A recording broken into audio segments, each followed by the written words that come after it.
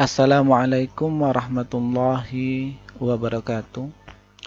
Alhamdulillah walhamdulillahi rabbil alamin wassalatu wassalamu ala asyrafil anbiya wal mursalin wa ala alihi wa ashabihi wa man tabi'ahum bi ihsan ila yaumiddin amma ba'd. Baiklah, di sini langsung saja Bapak menjelaskan materi perkuliahan kita berkenaan dengan konsep seputar Al-Qur'an. Konsep seputar Al-Qur'an.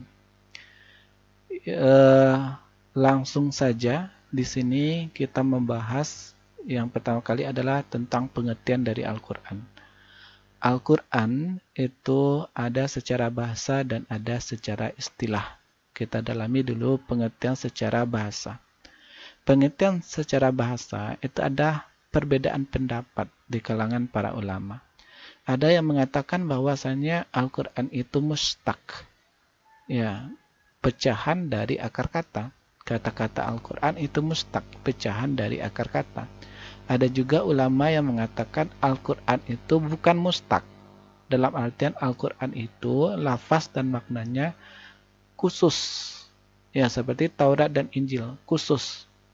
Ya, bukan nama khusus yang diberikan oleh Allah, bukan pecahan dari akar kata. Ya, kita lihat di sini dari yang pertama adalah pengertian Al-Qur'an secara bahasa, ya, yaitu pendapat Al-Fara' yang mengatakan bahwa Al-Qur'an berasal dari pecahan dari akar kata. Al-Fara' yaitu qara'in, qarinah. Al-Asy'ari itu qarn, yaitu saling berkaitan, bergabung surat dan ayat itu membentuk makna yang utuh. Nah, kita lihat kan ayat Al-Qur'an juga seperti itu, gabungan dari surat 114 surat. Ya, itu dari gabungan ayat 6.200. Itu ada perbedaan pendapat ulama, 6.200 lebih ya ayat Al-Qur'an yang membentuk makna yang utuh. Kemudian juga ada ulama Al-Jazat contohnya yang menyatakan bahwa Al-Qur'an itu secara bahasa itu berasal dari pecahan dari akar kata, yaitu qar'un, jam'un, yang artinya mengumpulkan atau menghimpun intisari kitab-kitab suci terdahulu.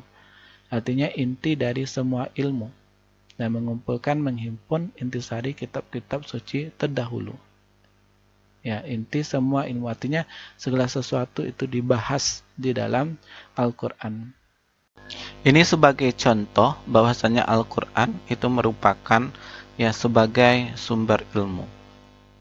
Ya, ini pengertian dari Al-Qur'an jam'un.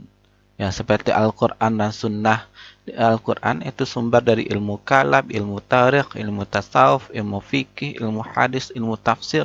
Nah, kemudian nanti ilmu umum, ya seperti akuntansi syariah, ekonomi syariah, pariwisata syariah, gabungan antara ilmu umum dengan ilmu agama, dan kemudian ilmu-ilmu umum lainnya. Ini yang dikatakan Al-Qur'an merupakan ya sumber ilmu pengetahuan. Al-Qur'an sebagai sumber, Al-Qur'an sumber keimanan, hukum, nilai, akhlak, ilmu. Ya. Al-Qur'an itu merupakan sumber dari sains, perkembangan ilmu dan teknologi. Ya, seperti angka 1 dan 0 itu sumber dasarnya itu adalah Al-Qur'an. Ya, yang Anda kenal itu angka 1 sampai 10 itu dasarnya itu dikenalkan huruf Arab. Ya. Ini huruf Arab di Sunni ini terkenal itu karena Al-Qur'an, angka 1, 2 dan 3 angka-angka yang terdapat di dalam Al-Qur'an. Kemudian di sini Al-Qur'an ensiklopedia ilmu. Dalam Al-Qur'an, Al-Qur'an membahas astronomi, politik, fisika, psikologi, matematika, ekonomi, kimia, arsitektur, sosiologi, kedokteran, sejarah, antropologi, geologi, biologi, arkeologi, pertanian. Ya, rujukan terlengkap isyarat-isyarat ilmiah itu di dalam Al-Qur'an. Al-Lahyani qara'a artinya membaca sesuatu yang dibaca. Ya, pendapat lebih kuat ini sesuai dengan Quran ya surat Al-Qiyamah ya ayat 17 sampai ayat 18. Ya, inna alaina jam'ahu wa qur'anahu fa idza qara'nahu fattabi' qur'anahu. Ya, Al-Qiyamah ayat 17 dan 18. Ya, yang artinya sesungguhnya atas tanggungan kamilah mengumpulkan Al-Quran itu di dalam dadamu, artinya Nabi Muhammad hafal Al-Quran, wa Qur'anahu, dan membuatmu itu pandai membaca. Fa iza qara'na, dan apabila kami membacakan Al-Quran kepadamu, fattabi' Qur'anahu, maka ikutilah bacaannya. Nah, ini dari asal kata inilah dari surat Al-Qiyamah ayat 17-18 ini, makanya ini pendapat lebih kuat, tepat sesuai dengan Al-Quran. Ini pendapat ahliyani qira'ah atau membaca sesuatu yang dibaca. Ya. Kemudian itu di sini kan yang tadi itu adalah pembahasan tentang mustaq, pecahan dari akar kata. Al-Quran berasal dari pecahan dari akar kata. Yang kedua itu pendapat yang kedua menyatakan bahwa pengertian Al-Quran itu bukan mustaq. Ya, Al-Quran itu bukan pecahan dari akar kata. Ya, Al-Quran itu adalah lafaz nama khusus itu bagi Al-Quran. Sebagaimana Taurat dan Injil itu merupakan lafaz khusus bagi Al-Quran. Ya, seperti nama Anda. Ya, nama Anda itu khusus bagi Anda. Ya, seperti penamaan Taurat, Injil itu khusus, bukan berasal dari pecahan dari akar kata. Ya, ini menurut Asy-Syafi'i. Alasannya, kalau menurut Asy-Syafi'i, kalau akar katanya dicari qara'a, yaqra'u, ya sebagaimana yang pendapat ahliyani ini, kalau pendapatnya qara'a yaqra'u, berarti setiap yang dibaca dinamai Al-Quran. Kalau Anda membaca buku, itu Al-Quran juga namanya. Kenapa? Setiap yang dibaca dinamai Al-Quran. Anda membaca bahan-bahan perkuliahan umpamanya, yaitu apa yang Anda baca koran, baca novel, ya, semuanya itu adalah namanya Al-Quran. Karena alasan dari Syafi'i, setiap yang dibaca dinamai Al-Quran. Makanya As-Syafi'i menyatakan bahwa tidak sependapat bahwasanya Al-Quran itu memiliki pecahan dari akar kata. Al-Quran itu menurut As-Syafi'i itu bukan mustaq, tetapi Al-Quran itu adalah lafaz atau nama khusus itu bagi Al-Quran, sebagaimana Taurat dan Injil. Ya, kemudian kita lanjut di sini. Ya, pengertian Al-Quran ini secara istilah. Ya, menurut Syafi'i Hasan Abu Talib, ya, pengertian Al-Quran ya secara istilah ialah yang pertama ini adalah wahyu Allah. Al-Quran itu wahyu Allah, kalam atau firman Allah, lafaz, lisan, redaksi, makna, gaya bahasa, uslub dari Allah sendiri, bukanlah perkataan atau pikiran dari Rasulullah. Ya. Kemudian yang kedua itu pengertian Al-Quran secara istilah menurut Syafi'i Hasan Abu Talib, yaitu lafal bahasa Arab. Ya. Yang ketiga, disampaikan diturunkan kepada Nabi Muhammad, tidak termasuk kitab yang diturunkan kepada Nabi sebelumnya. Kalau diturunkan kepada Nabi Musa, itu bukan Al-Quran namanya, itu namanya Taurat.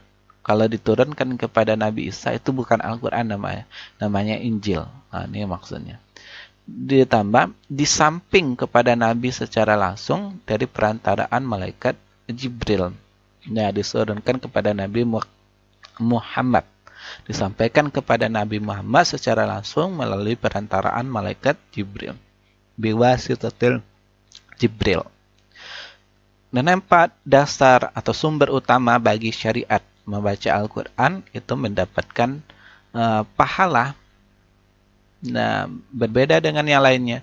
Kalau membaca hadis tidak mendapatkan pahala. Maksudnya di sini adalah pahala khusus. Kalau Anda membaca Al-Quran akan ya satu huruf itu ya dapat dia alif lam mim itu dilipatkan itu 10 kali lipat pahalanya. Nah, kemudian menurut Az-Zakariyah Al-Birri, bahwasanya Al-Quran itu adalah kalam Allah diturunkan kepada Nabi Muhammad, lafal bahasa Arab, dinukil secara mutawatir, disampaikan lisan tulisan kepada orang lain secara massal, terus-menerus dari generasi ke generasi oleh sekelompok orang yang tidak mungkin sepakat berdusta. Karena banyak jumlah orang dan berbeda tempat tinggal sehingga otentisitasnya terjaga sepanjang masa. Nah, dinukilkan secara mutawatir ini memang Al-Quran itu asli berasal dari Allah Subhanahu wa Ta'ala. Nah, semua periwayatannya itu berbeda, mutawatir, berbeda dengan hadis. Kalau hadis itu ada terbagi-bagi, ada hadis sahih, ada hadis dhaif, ya, ada hadis hasan. Kalau yang Al-Quran itu semuanya itu mutawatir, periwayatannya mutawatir. Kalau hadis hanya sebagian kecil yang diriwayatkan itu secara mutawatir. Mutawatir disampaikan lisan, yang disampaikan ya secara lisan ya dari Allah ke malaikat Jibril menyampaikan kepada Nabi Muhammad menyampaikan kepada para sahabatnya, dari generasi sahabat menyampaikan kepada tabi'in, dari generasi ke generasi disampaikan itu melalui ya secara massal dan terus menerus dari generasi ke generasi ya oleh sekelompok orang yang tidak mungkin sepakat berdusta karena banyak jumlah orang, ya maka karena banyak jumlah, kalau kita membaca Al-Quran ini, Al-Quran yang kita baca sama dengan yang dibaca di Arab, sama yang dibaca di Amerika, sama dengan Al-Quran yang dibaca di Afrika. Artinya semua tulisan huruf dalam Al-Quran itu sama. Satu saja salah, ya meskipun sudah dicetak 1 juta eksemplar dan lain sebagainya, itu ditarik lagi. Ya, ditarik lagi ke percetakan ya untuk dikoreksi. Ya makanya ada lajnah tashih pentashih Al-Quran. Ya untuk menseleksi apakah Al-Quran ini ya sudah sesuai enggak dengan mushaf Utsmani atau tidak. Sudah sesuai enggak dengan yang dipakai secara global. Nah, ini yang dinamakan dasarnya Al-Quran kita pakai saja semuanya sama. Berbeda dengan Injil. Kalau Injil ada yang berbahasa bahasa Bapak, ada Injil berbahasa Inggris, ada Injil berbahasa Indonesia. Ya tidak tahu yang mana yang aslinya lagi. Ya, karena kalau menurut dari Al-Quran itu sudah ada perubahan, ya perubahan ya, dari Al-Quran itu sendiri. Ya, kalau itu tidak ada perubahan sedikit pun, tidak ada yang merubah isi dari Al-Quran. Nah, ini yang dikatakan terus-menerus dari generasi ke generasi oleh sekelompok orang yang tidak mungkin sepakat berdusta karena banyak jumlah orang dan berbeda tempat tinggal sehingga otentisitasnya terjaga itu sepanjang masa. Artinya keaslian Al-Quran itu terjaga, tidak ada perubahan-perubahan dari tangan manusia. Nah, tidak seperti kitab-kitab lain, karena kitab-kitab lain itu tidak dijamin oleh Allah ya keasliannya. Nah, sedangkan Al-Quran itu terjaga keasliannya, murni. Ya, apa yang disampaikan Allah kepada malaikat Jibril kepada Nabi Muhammad seperti itu juga yang disampaikan kepada kita.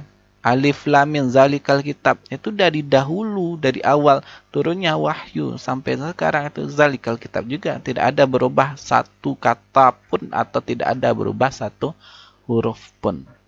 Nah, dan 6 itu tertulis, terhimpun pada lembaran-lembaran mushaf, tersusun rapi, mulai dari surat Al-Fatihah sampai surat An-Nas, menafikan susunan yang tidak sejalan dengan mushaf Al-Quran.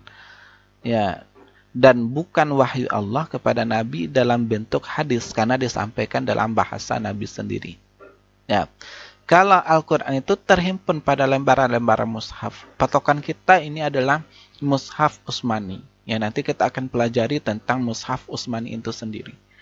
Ya, patokannya mushaf Utsmani, yang mana di awalnya ada surat Al-Fatihah, ya akhirnya itu adalah surat An-Nas. Nah, kalau di awalnya itu bukan surat Al-Fatihah, ya tidak berbeda susunannya, itu menurut Zakaria Al-Biri itu bukan Al-Quran namanya. Nah, karena susunannya diawali dengan surat Al-Fatihah, diakhiri dengan surat An-Nas. Ya, ini yang disebut menafikan, meniadakan susunan yang tidak sejalan dengan mushaf Al-Quran. Kalau susunannya tidak sejalan dengan mushaf Al-Quran, yaitu tidak Al-Quran namanya. Nah, itu yang dimaksud dengan Zakaria Al-Birri. Ya, dan kemudian Al-Quran ini sangat berbeda dengan hadis Nabi. Kalau hadis Nabi itu disampaikan dengan bahasa Nabi sendiri, sedangkan Al-Quran adalah kalam atau firman Allah.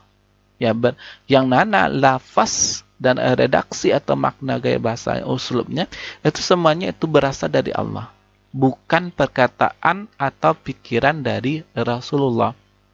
Nah, kemudian Al-Ghazali, firman Allah bukanlah perkataan Rasulullah. Kemudian Daud Al-Attar, wahyu Allah, lafaz makna gaya bahasa dari Allah, dinukil secara mutawatir, diturunkan kepada Nabi Muhammad, termaktub di dalam mushaf.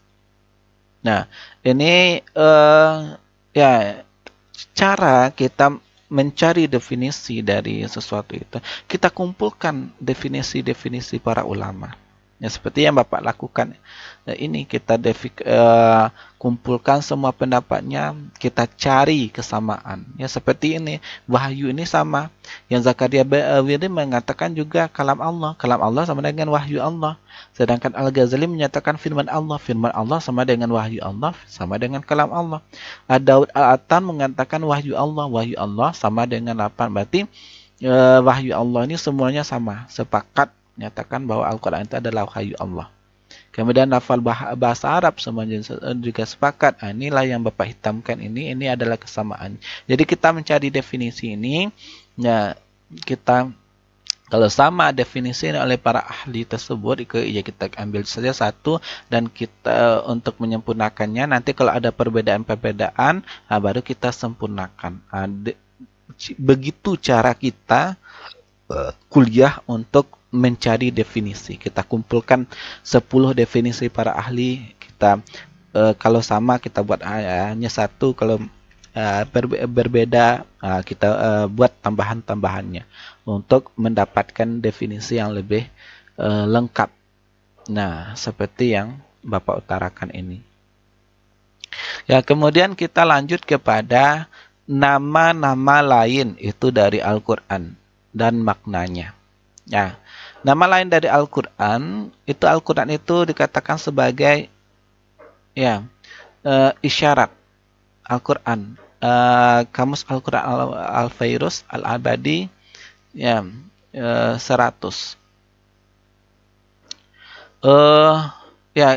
Di dalam Al-Quran itu lebih kurang itu ada 100 nama. Kalau yang terdapat pada Kamus Al-Quran Al-Fairuz Al-Abadi. 100 nama, lebih kurang 100 nama lama lain Al-Quran ya, dan maknanya. Kita lihat di sini. Ini contoh dari nama-nama Al-Quran. Seperti Al-Furqan, Az-Zikir, As-Suhuf Mukarramah, Al-Hablun, Tanzil, Al-Quran, Al-Kitab, Kalamullah, Wahyu. Kita lihat yang pertama.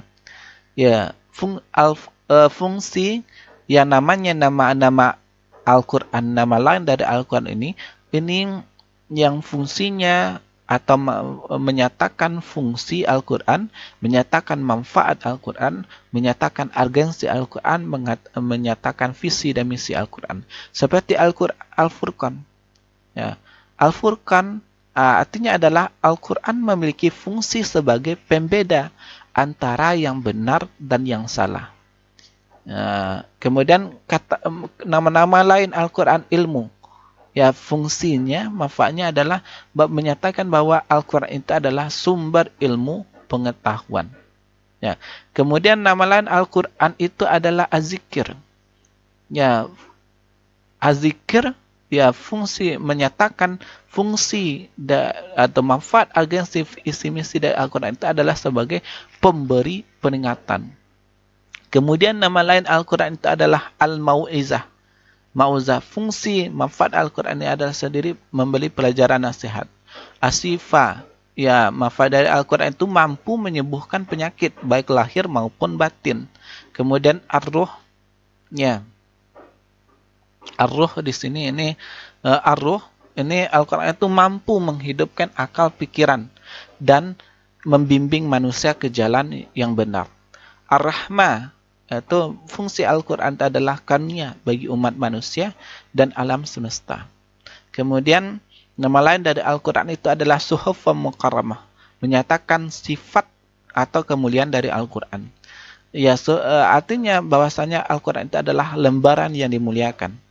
Majid, Ajizun, ya artinya nama lain Al-Quran yaitu Majid, yaitu Ajizun, ini menyatakan ada sifat dari Al-Quran yaitu yang mulia.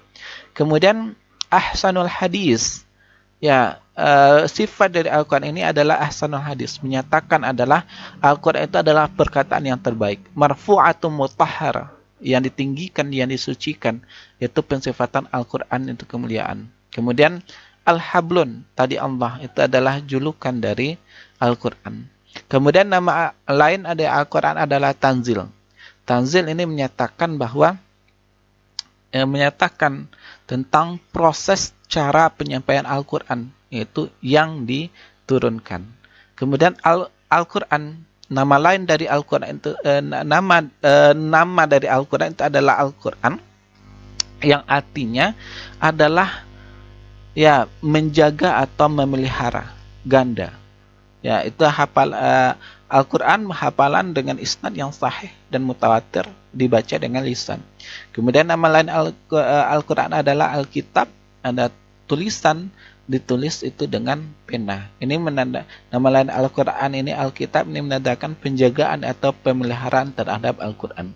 Kemudian penegasan, ya seperti di sini kalamullah atau wahyu Allah. Ini menegaskan bahwasanya Al-Quran itu adalah perkataan Allah. Nah, kemudian nama lain dari Al-Quran adalah Arabi, yang artinya penegasan bahwasanya Al-Quran itu berbahasa Arab, ya, dan bahasa yang digunakan Al-Quran adalah bahasa Arab. Ya, kehujahan Al-Quran itu sebagai sumber ajaran Islam. Ya, kehujahan Al-Quran sebagai sumber ajaran Islam. Ya, yang pertama itu kehujahan Al-Quran. Kehujahan Al-Quran itu terletak pada kebenaran dan kepastian isinya, yang sedikit pun tidak ada keraguan atasnya. Dzalikal kitab la raiba fihi. Itu adalah kitab Al-Quran yang tidak ada di dalamnya keraguan. Artinya apa yang disampaikan Al-Quran itu semuanya pasti benar. Ya, baik yang dibicarakan Al-Quran, ya, yang sifatnya untuk masa yang akan datang, ataupun pada masa Nabi, atau berita-berita terdahulu. Ya, kalau kita lihat kan ada berita sebelum turunnya Al-Quran. Ada kisah-kisah Al-Quran, ada mengisahkan contoh, ya. Al-Quran ada mengisahkan kisah-kisah sebelum Al-Quran. Seperti kisah Fir'aun, seperti kisah Nabi Nuh dengan kapalnya. Apa yang dikisahkan Al-Quran ini pasti, itu benar. Nah, ya seperti contoh buktinya ditemukan kapal Nabi Nuh di bukit di gunung Bukit Arara. Ya, kemudian seperti kisah Fir'aun dan bala tentaranya itu ditenggelamkan itu di Ya, ya di Sungai Nil, di Laut Merah gitu kan. Itu kan ditemukan di zaman sekarang, itu dibuktikan bahwasanya ada ya ada jasad Firaun, ya, kemudian ada bekas-bekas gerobak ya yang dipakai persenjataan yang dipakai oleh tentara Firaun untuk mengejar Bani Israel. Ya, itu cerita masa lampau itu terbukti ataupun kisah pada bahasa Nabi ataupun prediksi yang akan datang ataupun nanti Al-Qur'an berbicara tentang ilmu pengetahuan dan teknologi ya seperti sidik jari ya Al-Qur'an berbicara tentang sidik jari ya seperti Al-Qur'an membantah teori Darwin. Darwin menyatakan manusia itu berasal dari kera. Ya Al-Qur'an ya jelas menyatakan bahwa manusia itu berasal dari manusia yang lain, yaitu dari Nabi Adam. Dan itu akan dibenarkan apa yang disampaikan Al-Quran itu semuanya benar. Ya, kehujan Al-Quran ini yang dimaksud kehujan Al-Quran terletak pada kebenaran dan kepastian isinya yang sedikit pun tidak ada keraguan atasnya.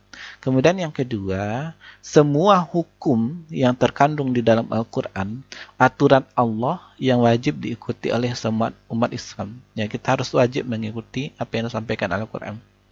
Wajib diikuti oleh semua umat manusia sepanjang masa karena fungsi utamanya sebagai petunjuk di seluruh umat manusia. Hudal linnas, petunjuk bagi seluruh umat manusia. Ya, baik orang non-muslim pun orang Nasrani, Yahudi atau Kristen Katolik, Yahudi, Buddha dan sebagainya, sebenarnya ya mereka harus mengikuti Al-Quran. Kenapa? Karena Al-Quran hudal linnas, petunjuk bagi seluruh umat manusia. Ya, semua berkaitan dengan hukum dari A sampai Z. Ya, apapun hukumnya itu semuanya ada kandungannya itu di dalam Al-Quran. Kemudian ya kejahan Al-Quran ini ya kita lihat di sini Al-Quran itu secara total wahyu Allah merupakan bukti kebenaran dari Nabi Muhammad sebagai Rasul. Ya, Nabi Muhammad kalau tanpa adanya Al-Quran ya otomatis ya tidak akan sebanyak ini umat yang dimiliki oleh Nabi Muhammad. Berapa jumlah total umat Islam saat sekarang ini? Ini karena Al-Quran. Karena Al-Quran itu adalah mukjizat terbesar dari Nabi Muhammad yang menjadikan orang yakin ya bahwasanya Nabi Muhammad ini memang Rasul, penutup para nabi dan Rasul. Dan Al-Quran ini memang wahyu dari Allah.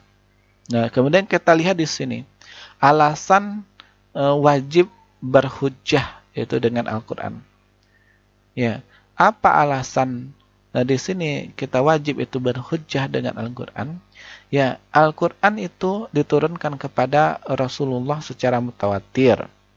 Ya, secara kaidah ilmiah. Ya, itu bisa dapat diterima. Ya, kemudian Al-Quran meyakinkan datang dari Allah kebenaran mutlak. Al-Quran itu meyakinkan dari apa ya ini terbukti bahwasanya Al-Quran tak selalu bersesuaian dengan perkembangan ilmu pengetahuan dan teknologi. Anda jurusan akuntansi syariah umpamanya Anda bisa ya mengambil ya basis dasar teori gagasan yang berkenaan dengan akuntansi syariah ini. Ya, kemudian alasan wajib berhujjah dengan Al-Quran. Al-Quran merupakan mukjizat terbesar yang tidak tertandingi, yang disaksikan manusia sepanjang masa. Perkembangan iptek semakin mengungkap kebenaran Al-Quran. Semakin maju perkembangan ilmu pengetahuan manusia, itu akan semakin mengungkap kebenaran Al-Quran. Seperti teori Big Bang, ya, teori awal mulanya alam semesta ini.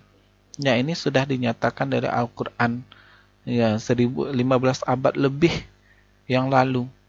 Yang dimana iptek belum maju, sekarang itu terbukti. Dibuktikan dengan iptek ternyata benar apa yang diungkapkan oleh Al-Quran. Ya, Maka banyak ilmuwan dari barat banyak masuk Islam ya karena Al-Quran. Ya, kemudian alasan wajib berhujjah dengan Al-Quran. Seluruh mazhab dalam Islam itu sepakat Al-Quran sumber utama bagi hukum-hukum syariat. Sehingga pada hakikatnya sumber-sumber lain harus merujuk kepada Al-Quran. Al-Quran itu menempati posisi utama dalam berargumentasi. Anda jurusan akuntansi syariah, jurusan perbankan syariah dan lain-lain sebagainya, ya harus dasar ya, karena basis Anda syariah, ya dasar Anda harus merujuk kepada ya Al-Quran. Tadi sudah Bapak jelaskan itu berdasarkan peta konsep. Sekarang langsung ke pembahasan. Ini ya, pengertian dari Al-Quran. Kata Al-Quran itu berasal dari bahasa Arab dan merupakan masdar infinitif dari kata qara'a yaqra'u, mengumpulkan, menghimpun. Qira'atan Qur'anan, menghimpun huruf-huruf dan kata-kata dalam suatu ucapan yang tersusun rapi. Inna alaina jam'ahu, ya sesungguhnya atas tanggungan kamilah mengumpulkan Al-Quran itu di dadamu, wa Qur'anahu, dan membuatmu ya pandai membaca. Ya, fa iza qara'na, dan apabila kami telah membacakan Al-Quran, fattabi' Qur'anahu, ikutilah bacaan Al-Quran tersebut. Ya. Ya, kita lihat di sini Qur'anahu. Ini berarti adalah bacaannya.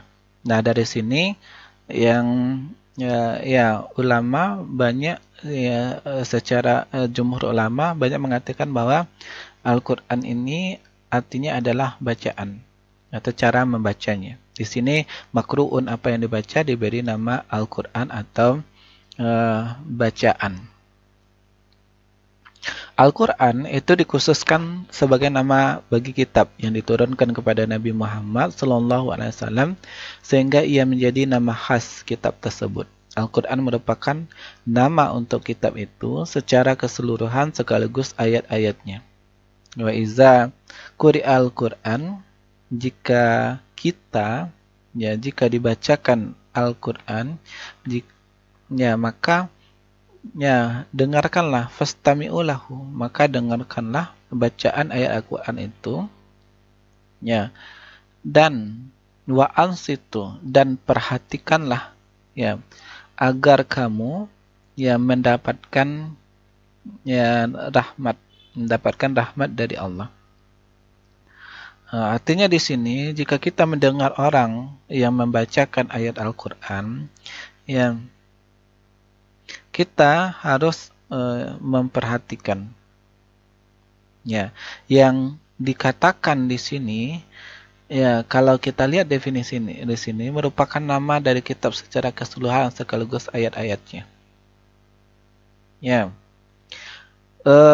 Ini menyatakan bahwa Al-Quran yang sebenarnya itu adalah yang lengkap 30 juz. 144 surat.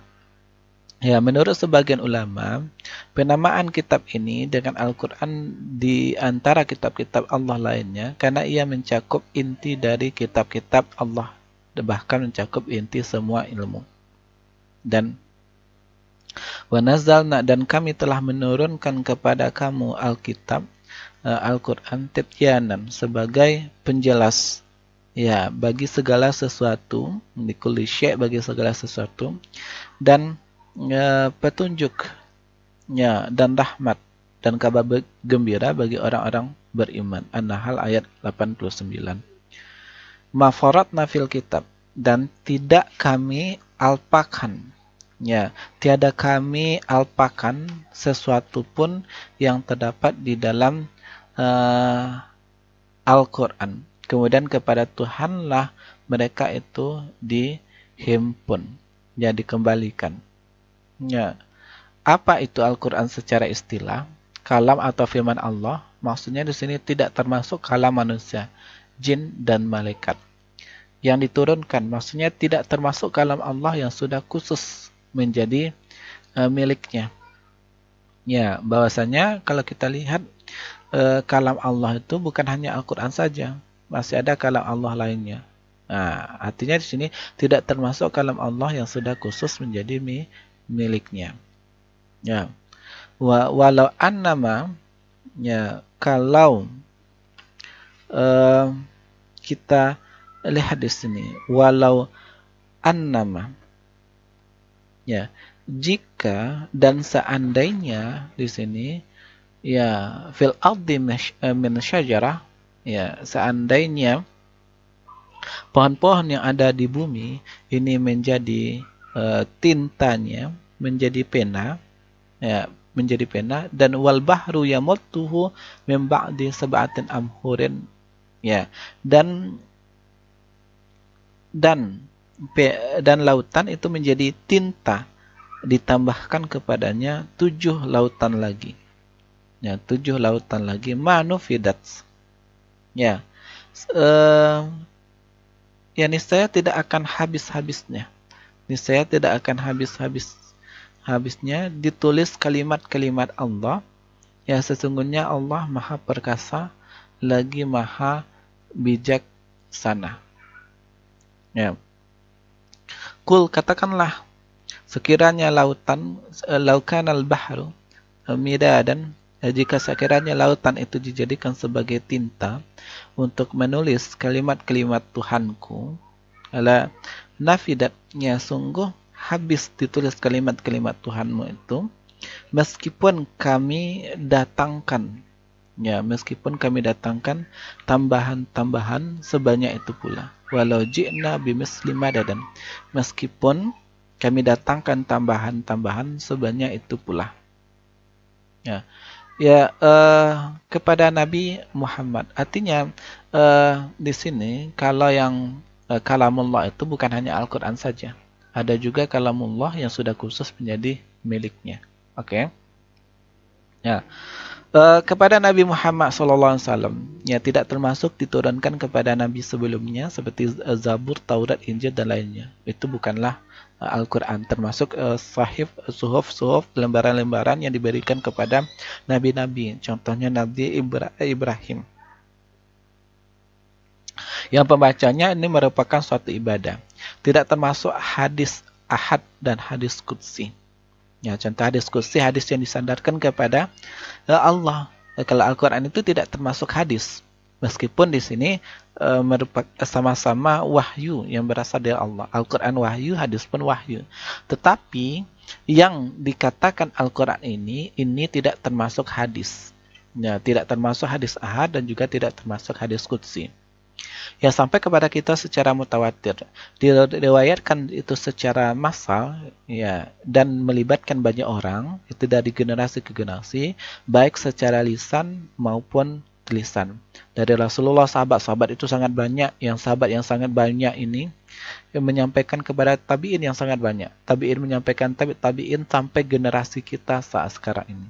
Ya, dijaga, sangat banyak kita temukan orang yang menghafal Al-Quran. Nah, ini sebagai contoh menjaga. Kita pun di sini hafal umpamanya satu surat, umpamanya Al-Fatihah, itu sudah termasuk kontribusi kita untuk menjaga Al-Quran.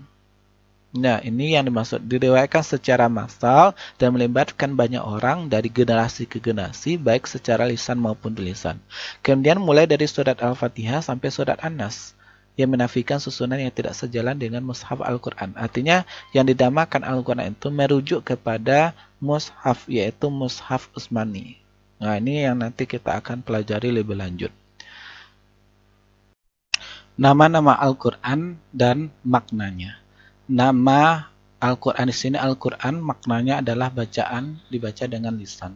Keterangannya, ya, sesungguhnya Al-Quran ini, inna hazal Quran, sesungguhnya Al-Quran ini yahdi, memberikan petunjuk kepada jalan yang lebih lurus, dan memberikan kabar gembira kepada orang-orang mukmin atau orang beriman yang mengerjakan amal saleh, ya, bahwa bagi mereka itu pahala yang besar. Kemudian nama Al-Quran juga disebut dengan Alkitab, yang maknanya adalah ditulis dengan pena.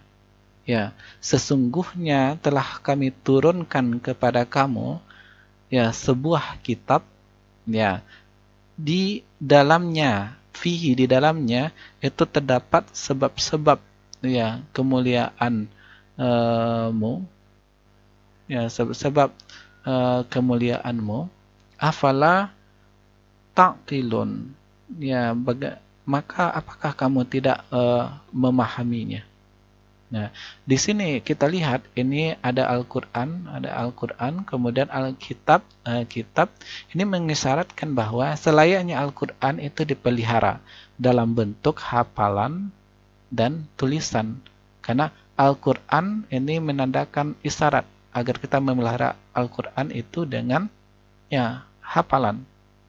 Yang sedangkan Alkitab ini mengisyaratkan bagi kita memelihara Al-Quran itu dalam bentuk tulisan.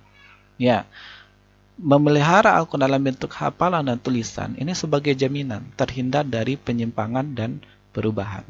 Ya, Al-Furqan, kemudian nama lain Al-Quran adalah Al-Furqan yang maknanya adalah pembeda. Ya, Tabarakallazi, ya maha suci Allah yang telah ya menurunkan Al-Furqan. Furqan di sini nama lain dari Al-Quran ya kepada hambanya Muhammad liyakuna lil alamina nadhira, ya agar dia menjadi pemberi peringatan ya kepada seluruh alam baik jin atau manusia. Ini makna nama Al-Quran Al-Furqan, maknanya itu pembeda. Kemudian Az-Zikr, pengingat. Ya. Sesungguhnya kamilah yang menurunkan Al-Quran ini, Az-Zikra, Al-Quran ini, dan sesungguhnya kamilah yang benar-benar memeliharanya. Ya. Kemudian nama Al-Quran At-Tanzil yang maknanya adalah yang diturunkan. Ya. Dan sesungguhnya Al-Quran itu ya benar-benar diturunkan oleh Tuhan ya semesta alam. Nah, dan sesungguhnya Al-Quran itu benar-benar diturunkan ya oleh Tuhan semesta alam. Kemudian nama lain Al-Quran An-Nur itu maknanya itu cahaya.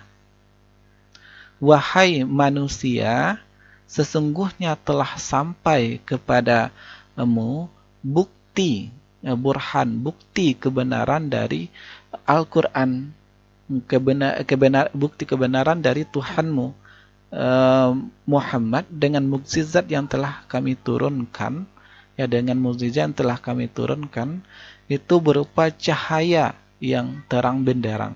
Makna cahaya terang benderang di sini inilah An-Nur, nama lain dari Al-Quran. Kemudian nama lain Al-Quran Huda. Huda artinya petunjuk, Syifa artinya obat, Rahmat artinya rahmat, dan nama lain Al-Quran Mau'izah artinya nasihat. Itu kita lihat, hai manusia, ya ayuhannas, hai manusia, sungguh telah datang kepadamu pelajaran, sungguh telah datang kepadamu pelajaran. Ya, pelajaran dari Tuhanmu dan penyembuh bagi penyakit yang berada di dalam dada, dan petunjuk dan rahmat bagi orang-orang beriman. Ya, huda di sini ini hudan, petunjuk. Nah, ya, syifa di sini ini syifa, obat. Nama lain dari Al-Quran obat. Kemudian rahmat, ini rahmat. Ya, mau'izah, kemudian mau'izah, nama lain dari Al-Quran. Kemudian 8, ya, nama lain Al-Quran itu mubin, yang berarti adalah yang menerangkan. Ya, sesungguhnya telah datang kepadamu ya cahaya dari Allah, dan kitab yang menerangkan. Nah, kemudian nama lain dari Al-Quran Al-Mubarak, yang maknanya adalah yang diberkahi. Dan ini Al-Quran, kitab yang telah kami turunkan, kitab yang telah kami turunkan, yang diberkahi, mubarak, yang diberkahi, membenarkan kitab-kitab yang diturunkan sebelumnya seperti Taurat, Zabur, dan Injil, dan agar kamu memberi peringatan kepada penduduk Ummul Qura, yaitu memberi peringatan kepada penduduk Ummul Qura. Ummul Qura maksudnya itu penduduk Mekah, memberi peringatan kepada penduduk Mekah dan orang-orang yang di luar lingkungannya, yang di luar kota Mekah. Kemudian nama lain Al-Quran itu Bushra, maknanya adalah kabar gembira. Ya. Kabar gembira, katakanlah barang siapa yang menjadi musuh Jibril, adun li Jibril, barang siapa yang menjadi musuh Jibril, fa innahu, karena sesungguhnya Jibril itu ini telah menurunkan Al-Quran ke dalam hatimu dengan seizin Allah, biiznillah, dengan izin Allah, ya, membenarkan musaddiqan lima baina yadayhi, membenarkan kitab-kitab yang sebelumnya, membenarkan Taurat, Zabur, dan Injil, ya, hudan, dan menjadi petunjuk, ya, dan berita gembira itu bagi orang-orang yang beriman.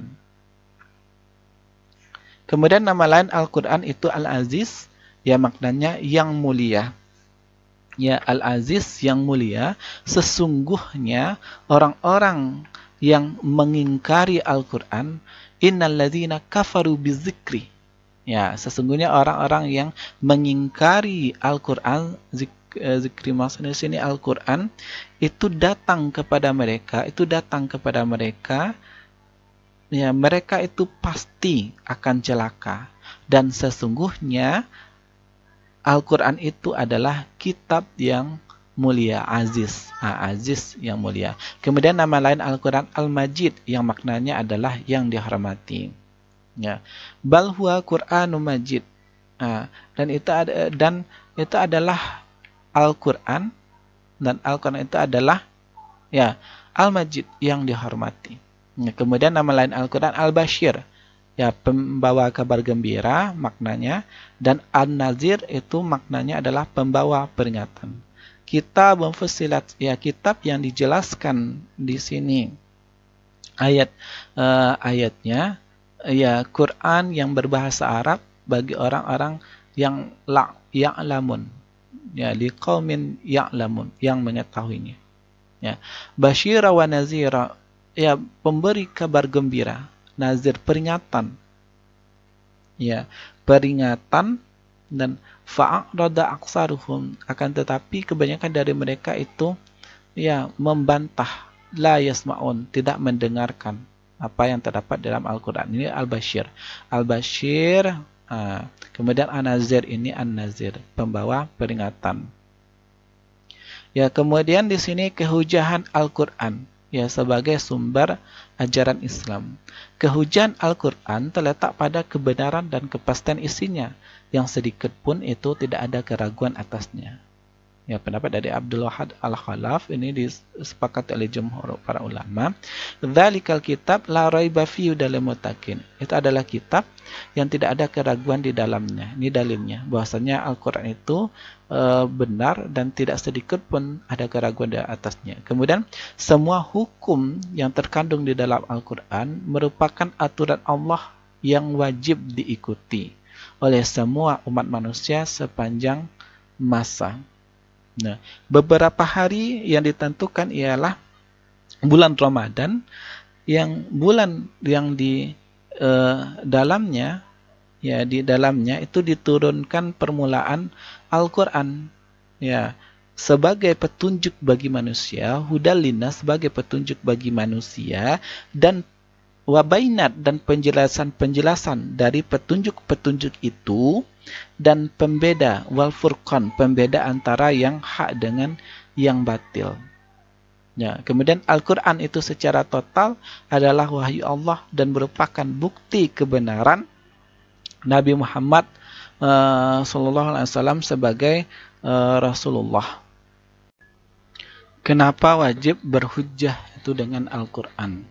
Ya, alasannya, jawabannya adalah Al-Quran itu diturunkan kepada Rasulullah itu secara mutawatir. Ya, mutawatir Al-Quran itu diturunkan itu secara massal yang tidak mungkin berdusta antara satu dengan yang lainnya.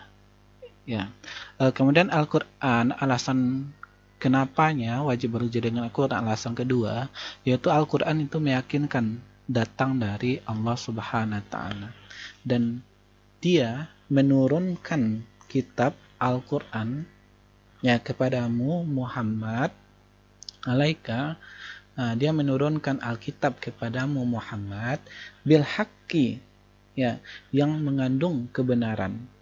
Ya, musaddiqal lima baina yadayhi, membenarkan kitab-kitab sebelumnya, Taurat, Zabur, dan Injil, dan menurunkan Taurat dan Injil.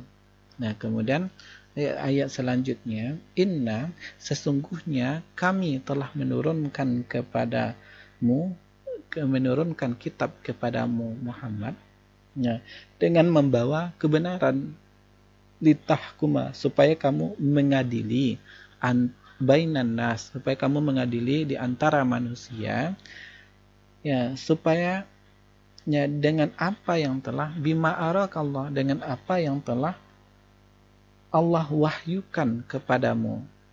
Nah, dan janganlah kamu menjadi penantang, ya, menjadi penantang orang yang tidak bersalah, ya, karena khasimun yang penantangnya, dan janganlah kamu menjadi orang yang penantang orang-orang yang tidak bersalah karena membela orang-orang yang khianat, lil khaimin, karena membela orang-orang yang berkhianat. Jangan kamu menjadi penantang orang-orang yang tidak bersalah, ya, karena membela orang-orang yang khianat. Nah, kemudian alasan ketiga, kenapa wajib berhujjah dengan Al-Quran? Alasan ketiganya adalah Al-Quran merupakan mukjizat yang tidak tertandingi. Mukjizat yang tidak tertandingi.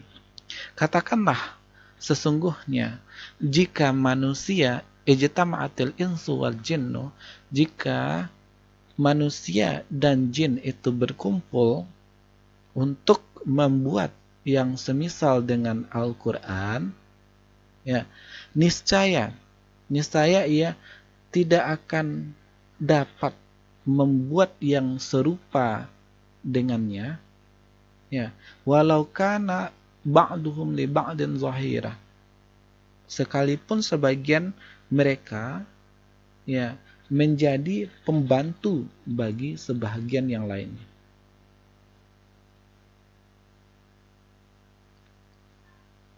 Ya, kemudian perbandingan Al-Quran, hadis qudsi dan hadis nabawi.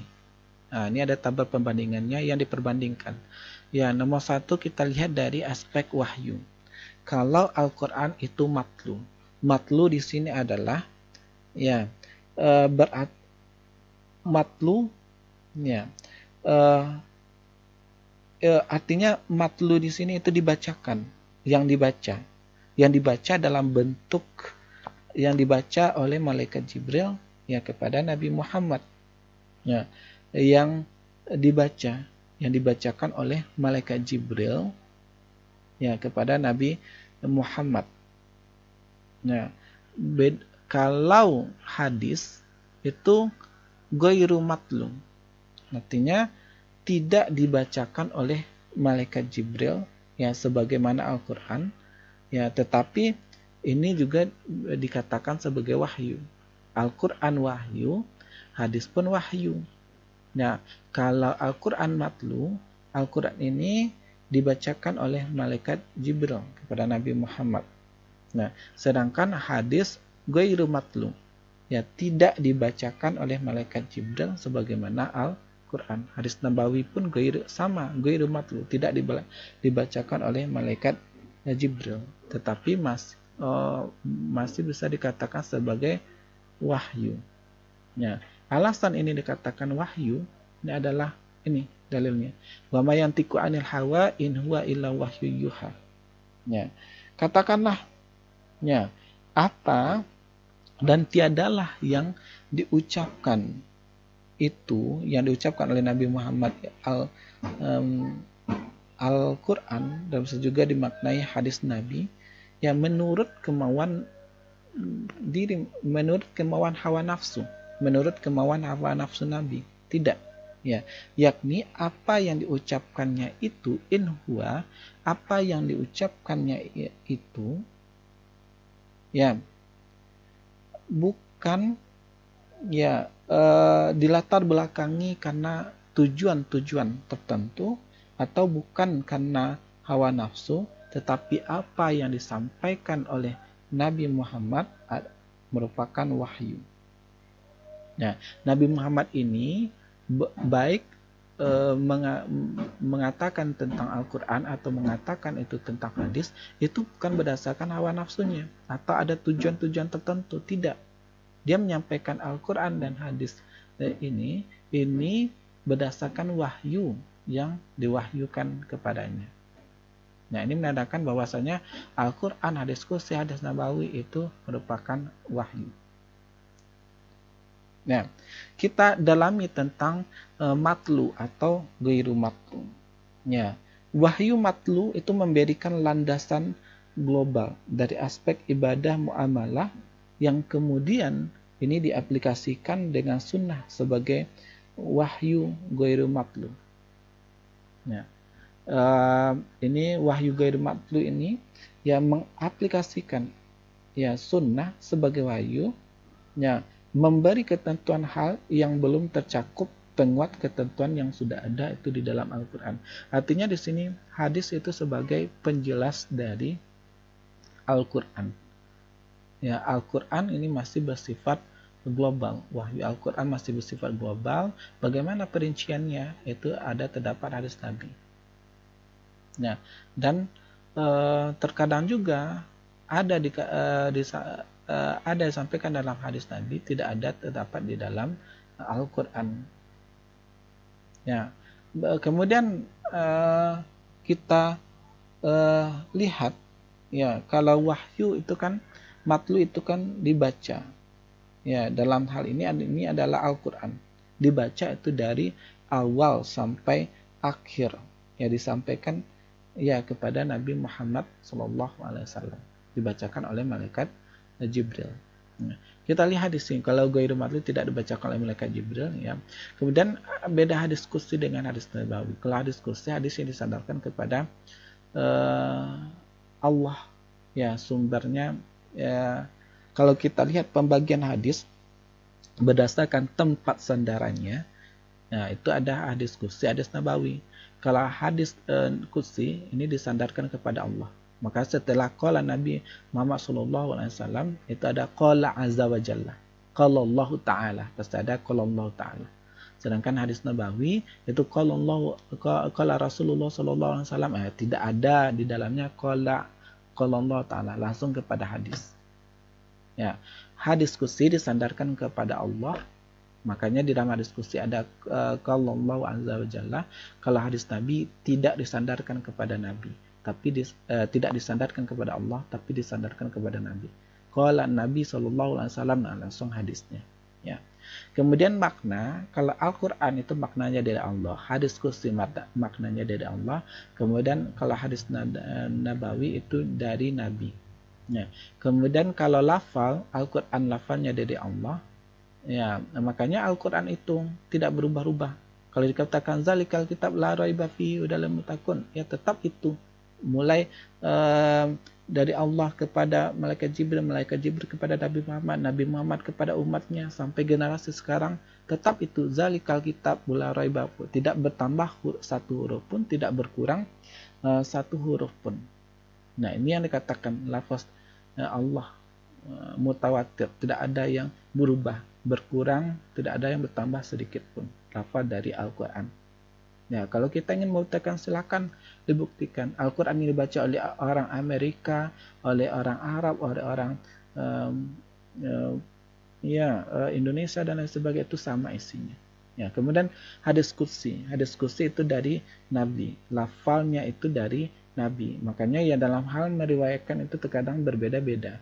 Ada innamal a'malu binniyat, ada al-a'malu binniyat. Ya, meskipun maknanya sama, tapi lafalnya nanti bisa berbeda-beda kalau hadis qudsi. Kalau kita lihat hadis tentang niat, baik di Sahih Bukhari, Sahih Muslim, Sunan Abu Daud, Sunan An-Nasai, di dalam kitab-kitab hadis, itu terkadang bervariasi, berbeda-beda lafaznya, meskipun maknanya sama. Kemudian hadis Nabawi. Ya, itu juga hadis Nabawi juga lafalnya itu berasal dari Nabi. Ya, kita lihat yang tadi contoh hadis qudsi, hadis yang disandarkan kepada Allah. Ya, an Abi Hurairah radhiyallahu anhu qala Rasulullah sallallahu alaihi wasallam, setiap anak Adam dilipatkan pahalanya, yaitu menjadi 10 kali lipat, ya, sampai nanti sab'imah, ya, sampai 700 kali lipat.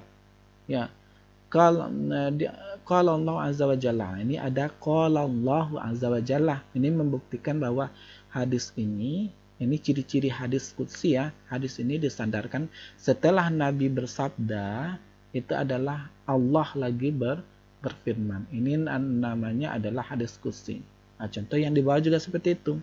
Nah, qala Rasulullah sallallahu alaihi wasallam, yaqulullahu azza wa jalla, Allah subhanahu wa ta'ala berfirman. Ini adalah bukti atau contoh dari hadis qudsi. Setelah qala Rasulullah, itu adalah yaqulullahu ta'ala. Ya. Kalau Allah azza wa jalla illa saum, ya, kecuali puasa, ya, sesungguhnya puasa adalah untukku dan aku yang akan memberikan pahalanya. Nah, ini sahwatun yada'un sahwatahu wa ta'amu min ajli lis-shaim farhani. Ini secara ringkas saja, kalau orang berpuasa itu mendapatkan dua kebahagiaan. Kebahagiaan ketika dia berbuka dan kebahagiaan itu ketika bertemu dengan Allah. Dan bau mulut orang berpuasa itu lebih harum itu dari minyak misik, mix ya. Kemudian ya, ini juga contoh dari hadis qudsi. Ya, Bapak rasa sudah memahami, kita lanjutkan. Ya, ciri khusus Al-Quran yang tidak dimiliki hadis. Ya, lafal dan maknanya dari sisi Allah dengan wahyu yang jelas. Sedangkan mukjizat yang kekal terpelihara dari segala perubahan dan pergantian lafal huruf serta redaksinya diriwayatkan itu secara mutawatir. Ya, inna nahnu nazzalna dzikra wa inna lahu lahafizun. Ya, sesungguhnya kamilah yang menurunkan Al-Quran dan sesungguhnya kami yang akan memeliharanya. Artinya apa? Bahwa Al-Quran itu akan terpelihara, tidak akan terganti huruf, tidak akan bertambah atau berkurang hurufnya, tetap, ya, tidak akan berubah-ubah isi dari Al-Quran itu sendiri. Ya, ini bukti bahwa mukjizat Al-Quran kekal dan akan tetap terpelihara. Ya, kemudian diharamkan meriwayatkan Al-Quran secara maknawi. Secara makna itu tidak boleh. Ya, kalau zalikal kitab la raiba fihi, tidak boleh kita ubah tilkal kitab. Zalika dengan tilka kan hampir sama.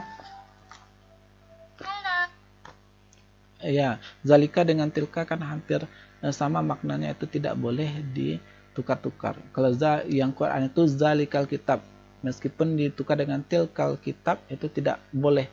Nah, ini yang dimaksudnya tidak boleh meriwayatkan itu Al-Quran itu secara makna. Tidak boleh diubah-ubah lafaznya meskipun maknanya sama. Ya. Diharamkan disentuh dan dibaca oleh orang junub dan berhadas. Ya. Sesungguhnya Al-Quran itu, ya, adalah bacaan yang sangat mulia. Ya, fi kitabim maknun, pada kitab yang terpelihara di Lauhul Mahfuz, la yamassuhu illal mutahharun. Ya, tidak menyentuhnya itu kecuali hamba-hamba yang disucikan. Ya, tanzilum rabbil alamin, diturunkan oleh Tuhan itu semesta alam. Nah, artinya di sini diharamkan disentuh dan dibaca oleh orang junub dan berhadas. Nah, ini dalil la yamassuhu ilal mutahharon, tidak boleh menyentuhnya kecuali orang-orang yang suci. Ya, maksudnya sini ya diantaranya adalah ya tidak boleh disentuh dan dibaca oleh orang-orang yang junub atau berhadas. Disyariatkan membacanya dalam salat. Faqra'u ma tayassara minhu, maka bacalah apa yang sudah bagimu dari Al-Quran. Wa aqimus shalah, dan tunaikanlah zakat, dirikanlah salat, ya. Wa atuz zakat, tunaikanlah zakat. Wa qridullahu qardan hasana, dan berikanlah pinjaman kepada Allah dengan pinjaman yang baik. Ini ya, faqra'u ma tayassara minhu, di sini ini maksudnya disyariatkanlah membaca ayat dalam salat. Kemudian nama Al-Qur'an disebut di dalam Al-Qur'an. La tuharrik bihi lisanaka lita'jala bih, janganlah engkau Muhammad menggerakkan lidahmu untuk membaca Al-Qur'an karena hendak cepat-cepat untuk menguasainya. Inna alaina jam'ahu wa qur'anahu, sesungguhnya atas tanggungan kamilah mengumpulkan Al-Quran itu di dadamu dan membacakannya. Apabila faiza qara'nahu fattabi' qur'anahu, apabila kami telah selesai membacanya, maka ikutilah bacaannya itu. Nah, kemudian sesungguhnya kami yang akan menjelaskannya. Ya, di sini bisa juga bermakna kami yang akan, ya, tanggungan kami menjaga tafsirnya. Makanya di dalam ilmu tafsir itu ada metodologi tafsir. Ya, ada cara-caranya. Tidak mudah saja seorang bisa menafsirkan Al-Quran. Ada metodologinya. Ada metode-metode, ada aturan-aturan yang mesti harus dipatuhi agar sesuai dengan apa yang diinginkan oleh Al-Quran dalam menafsirkan Al-Quran itu sendiri. Nah, makanya di sini nama Al-Quran disebut di dalam Al-Quran. Ya, kata-kata Al-Quran seperti Qur'anahu, qara'nahu, ya, itu terdapat di dalam Al-Quran. Kemudian membaca Al-Quran merupakan ibadah tertentu pahalanya. Ada ibadah khusus yang kita dapatkan apabila kita membaca Al-Quran. Ya.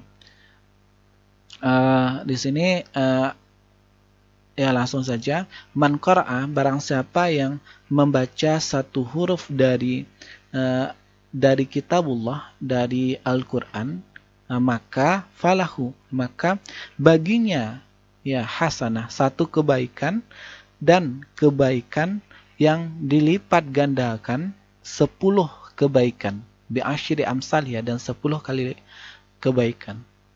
La, ya, la aqulu alif lam min harfin, aku tidak mengatakan bahwa alif lam itu adalah satu huruf, ya, akan tetapi aku mengatakan, Rasulullah mengatakan satu huruf, ya, satu huruf. Alif lam, alif itu adalah satu huruf, lam itu adalah satu huruf, dan mim itu satu huruf. Ya, qala Abu Isa, hadza hadis hasan, ini adalah hadis hasan sahih gharib min hadzal wajhi. Artinya di sini ini termasuk hadis hasan sahih yang dapat dijadikan sebagai hujjah, dapat dijadikan sandaran hukum. Nah, ini yang dimaksud di sini adalah pahala khusus. Ya. Pahala khusus maksudnya ada disebutkan rincian-rincian yang seperti ini. Kalau kita membaca alif saja dapat satu pahala, dan bisa juga dilipatkan menjadi 10 kali lipat.